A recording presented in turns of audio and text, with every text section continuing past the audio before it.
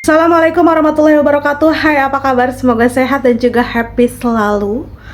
Coba bayangin, kamu hidup di rumah yang besar, punya keluarga terpandang, dihormati masyarakat, dan semua orang mengira kamu punya kehidupan yang sempurna. Tapi diam-diam kamu disekap di kamar yang kecil, gelap, pengap selama 25 tahun oleh orang yang seharusnya paling menyayangimu, yaitu ibumu sendiri.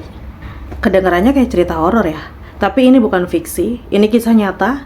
Dan nama wanita itu adalah Blanche Monnier. Sebuah nama yang mungkin asing di telinga banyak orang, tapi kisah hidupnya adalah salah satu tragedi paling mengerikan yang pernah terjadi di Prancis. Tragisnya lagi, dunia baru tahu keberadaannya selama 2 dekade setelah dia menghilang.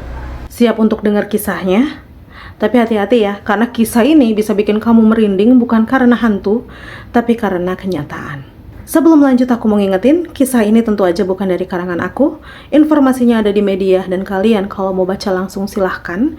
Tapi kalau mager bacanya ya udah duduk manis aja. Simak videonya sampai habis.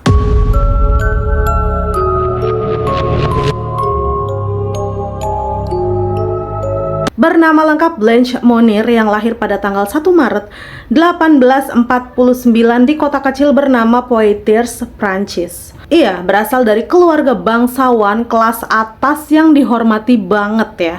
Karena ayahnya ini bernama Émile Monnier, ini merupakan seorang pejabat hukum yang dihormati di Prancis. Ia memiliki posisi tinggi di dunia hukum dan juga pemerintahan. Émile ini dikenal sebagai pria yang berpendidikan, terhormat, dan juga berpengaruh.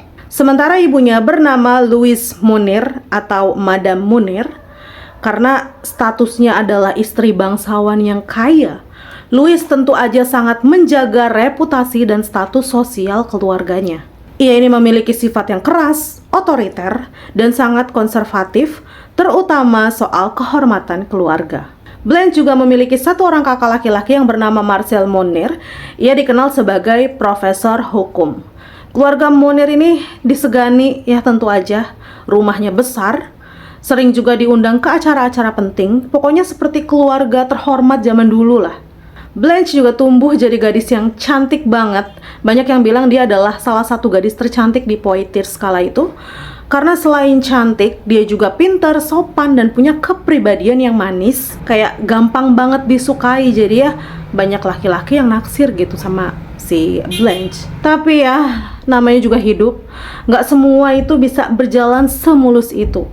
Karena saat usia Blanche 25 tahun, Blanche akhirnya jatuh cinta. Tapi masalahnya, pria yang dia cintai ini nggak berasal dari keluarga bangsawan atau kalangan bangsawan. Dan namanya nggak pernah disebutkan.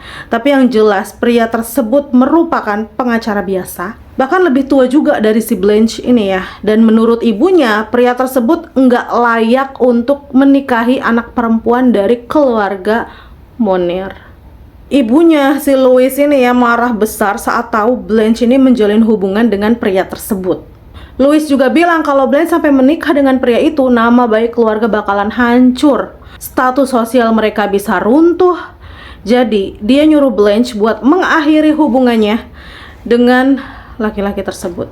Tapi Blanche ini yang tentu aja mencintai pria itu ya, pria pengacara tersebut ya, tetap ngotot dan mempertahankan pendiriannya. Blanche yang sayang sama pacarnya dan pengen hidup bahagia, bukan cuma hidup demi jaga citra atau status aja. Tapi dari sinilah semuanya itu jadi gelap. Gelap banget. Setelah perdebatan Blanche dan Louise, tiba-tiba Blanche menghilang tanpa jejak, tanpa kabar. Tidak ada pemakaman, tidak ada surat, tidak ada tubuh ataupun jasad.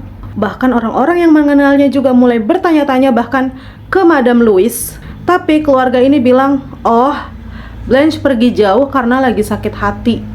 Atau dia butuh waktu sendiri. Semua orang percaya aja sama ucapan si Madame Louise ya kan. Karena ya balik lagi dia adalah keluarga Monnier. Siapa yang berani mencurigai keluarga Monnier? Tapi di balik pengakuannya Louise ya, orang-orang mengira mungkin aja Blanche ini kabur dan dibunuh atau meninggal entah di mana. Keluarga Monnier bersedih dan mengatakan mereka juga mencari-cari Blanche. Padahal sebenarnya Blanche dikurung oleh ibunya sendiri di kamar kecil di loteng rumah mereka. Setiap pagi, bukan, sebenarnya nggak ada pagi bagi Blanche. Kamar tempat dia dikurung ini nggak punya jendela, nggak ada cahaya matahari, gelap total. Hanya ada cahaya yang kecil aja dari celah pintu gitu. Jika ibu atau saudaranya ini membuka untuk memberi makan. Udah itu aja. Blanche juga nggak punya jam, jadi dia nggak tahu waktu ya, nggak tahu jam berapa, nggak tahu ini kapan, dan nggak pernah tahu apakah itu siang atau malam. Semua hari terasa sama, seperti hidup dalam lorong waktu yang berhenti.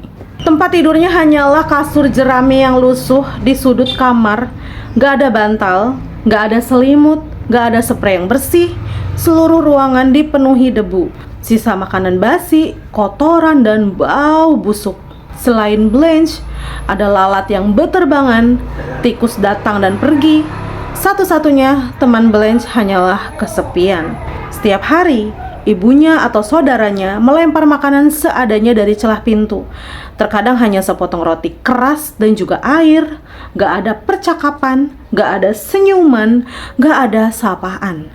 Jika Blanche membuat suara atau dia marah ya, meluapkan emosi, mereka ya kakaknya sama si ibunya ini ngancem gak akan memberikan Blanche itu makanan sama sekali.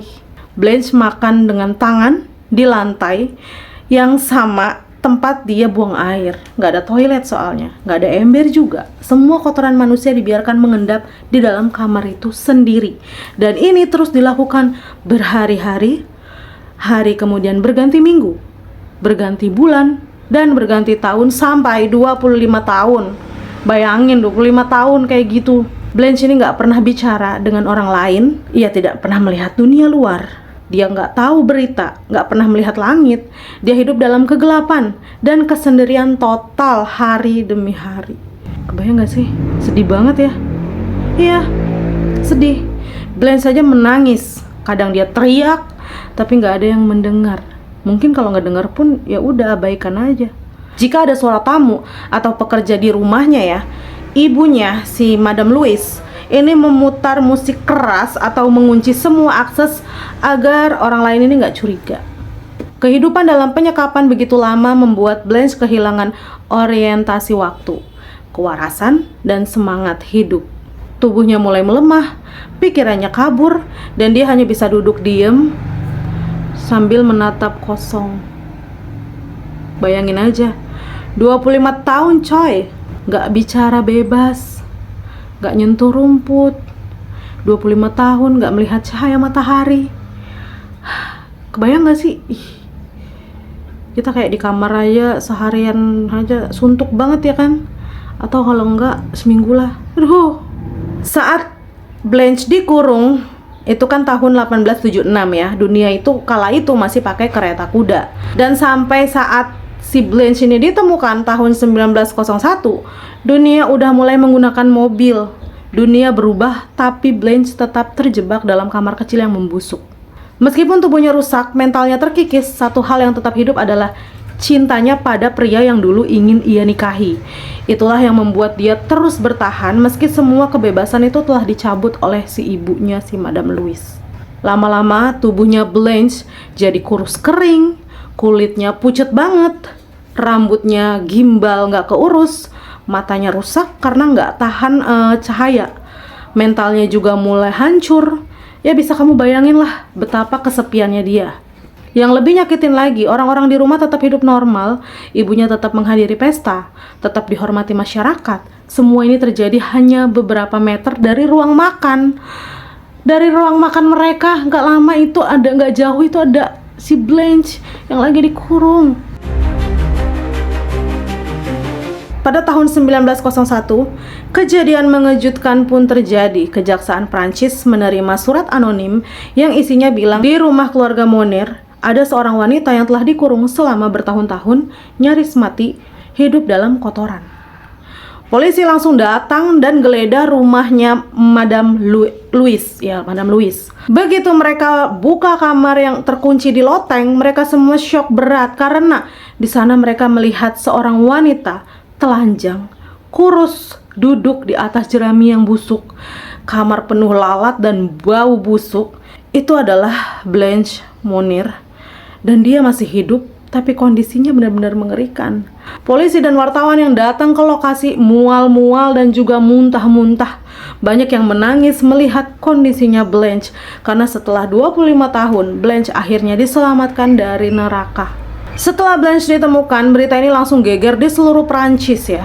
Orang-orang marah besar, bagaimana bisa seorang ibu mengurung anak sendiri seperti itu. Madame Louise Monir langsung ditahan, tapi dia cuma bertahan 15 hari aja, lalu meninggal dunia karena serangan jantung. Banyak yang bilang ya, dia ini nggak tahan menghadapi rasa malu yang luar biasa tentu aja. Karena kan dia sangat mementingkan kehormatan keluarga atau nama baik. Sedangkan Marcel ya, saudara laki-lakinya Blanche ini sempat diadili, tapi kemudian dibebaskan karena hukum saat itu belum mengatur kewajiban saudara untuk menolong. Orang-orang tambah marah karena ngerasa keadilan ini nggak ditegakkan sepenuhnya. Setelah keluar dari kurungan, Blanche ini dirawat di rumah sakit jiwa, tapi sayangnya traumanya terlalu dalam. Mentalnya itu udah rusak. Dia sering ngigo ya, terus ketawa-tawa sendiri, tiba-tiba nangis, atau diam aja gini selama berjam-jam. Meskipun tubuhnya bisa disembuhkan, hatinya enggak. Dan yang lebih menyakitkan lagi ya, cintanya kepada pacarnya ini enggak pernah pudar.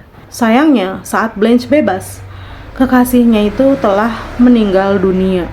Blanche Monir, gimana cara deskripsiinnya ini? Sedih banget ya. Blanche Monir meninggal dunia tahun 1913, sekitar 12 tahun setelah ia dibebaskan. Ia meninggal dalam ketenangan yang tragis, tanpa pernah tahu dunia luar seperti apa rasanya setelah 25 tahun dikurung. Aku tuh kayak sesak napas banget, tau gak sih? Tiba-tiba haknya, kebahagiaannya itu direnggut paksa sama ibunya. Menjalani hidup seperti itu bertahun-tahun, sampai akhirnya dia bisa bebas. Cintanya masih ada, masih utuh gitu ya, nggak pudar sama sekali. Tapi pacarnya udah meninggal, sedih banget ya. Terima kasih udah nonton. Sampai ketemu lagi di video-video selanjutnya, dan assalamualaikum warahmatullahi wabarakatuh. Bye.